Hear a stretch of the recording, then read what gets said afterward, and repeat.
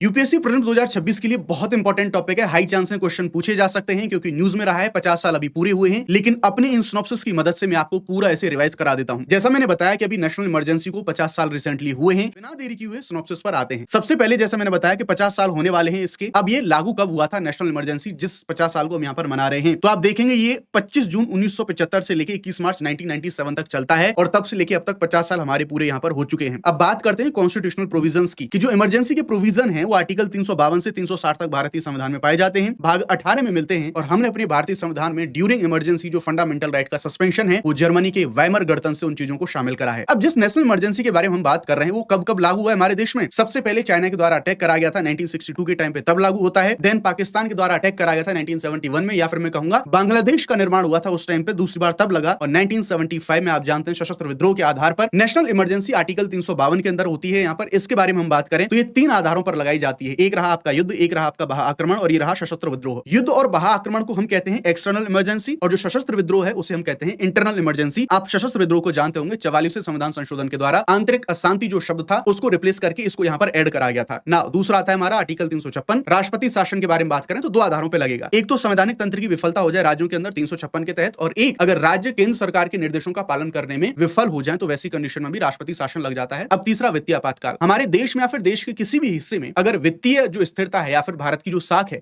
वो खतरे में आ जाती है तो उस आधार पर आर्टिकल 360 के तहत वित्तीय आपातकाल लग जाता है। सबसे इंपॉर्टेंट इसके इंपैक्ट क्या होते हैं, कैसे इसको पास कराना होता है उसके बारे में बात करेंगे। सबसे पहले अगर इमरजेंसी को लागू हो गया तो इमरजेंसी लागू होने के बाद इसे संसद से पारित कराना जरूरी होता है और ये इमरजेंसी लागू होने के विद इन 1 मंथ ये संसद के दोनों सदनों से विशेष बहुमत से इसको पारित होना चाहिए। इमरजेंसी की ड्यूरेशन के बारे में बात करें तो आप लोग जानते हैं 6 महीने के लिए लागू रहता है। प्रत्येक हर 6 महीने में आपको बार-बार इसको रिन्यू कराना पड़ेगा संसद के दोनों सदनों से और इस तरह से 6 महीने करके आप इसे अनिश्चित काल तक लेके जा सकते हैं। अब इसकी आपातकाल की उद्घोषणा कौन करते हैं? भारत के राष्ट्रपति। इस तरह से, लेकिन इसका समापन अगर हमें यहां पर करना हो तो भारत के जो राष्ट्रपति हैं उन्हीं के द्वारा इसकी जो सामान्य तरीके से उद्घोषणा कर दी जाती है, बाद में लोकसभा इसको अप्रूव यहां पर कर देती है। इस आपातकाल को जो लगाया जा सकता है वो राष्ट्रपति के द्वारा केवल कैबिनेट की सलाह के आधार पर, और वो भी लिखित सलाह होनी चाहिए, तभी यहां पर 44वें के द्वारा इसको ऐड करा गया था। 1975 में जो मिसयूज हुआ था उसके बाद आप सब लोग जानते हैं। अब इसके इंपैक्ट क्या पड़ते हैं? फंडामेंटल राइट पर इसका सबसे बड़ा इंपैक्ट पड़ता है। 2 आर्टिकल हमें याद करने होते हैं, आर्टिकल 358, आर्टिकल 359। आर्टिकल 358 कहता है कि हमारे आर्टिकल 19 में जितने 6 फंडामेंटल राइट दिए हैं ऑटोमेटिकली सारे सस्पेंड हो जाएंगे, लेकिन वो भी हमें ध्यान रखना है कि वो सशस्त्र विद्रोह के आधार पर सस्पेंड नहीं होते, युद्ध और बाह्य आक्रमण के आधार पर सस्पेंड होते हैं। अगला हम यहां पर बात करेंगे हमारा 359 उन मामलों से डील करता है जिन मामलों में भारत के राष्ट्रपति ये घोषणा करेंगे कौन से फंडामेंटल राइट कितने दिन के लिए किस क्षेत्र में सस्पेंड होंगे। केवल 20 और 21 हमारा जो अनुच्छेद है वो किसी भी कंडीशन में सस्पेंड नहीं होगा। आप लोग जानते हैं 44वें संविधान संशोधन के द्वारा इस प्रोविजन को भी ऐड कराया था। बाकी अगर हम कार्यकाल के बारे में बात करें तो जो लोकसभा का या विधानसभा है जिनका जो कार्यकाल है वो 1 साल के लिए जो है वो एक्सटेंड हो सकता है, और 1 साल के लिए उसे अगर आप एक्सटेंड करेंगे, लेकिन ये ध्यान रखना होगा हमें कि एक बार में 1 साल के लिए एक्सटेंड होगा, लेकिन जैसे ही इमरजेंसी समाप्त हो जाएगी उसके 6 माह बाद आप इसे यहां पर कंटिन्यू नहीं कर सकते।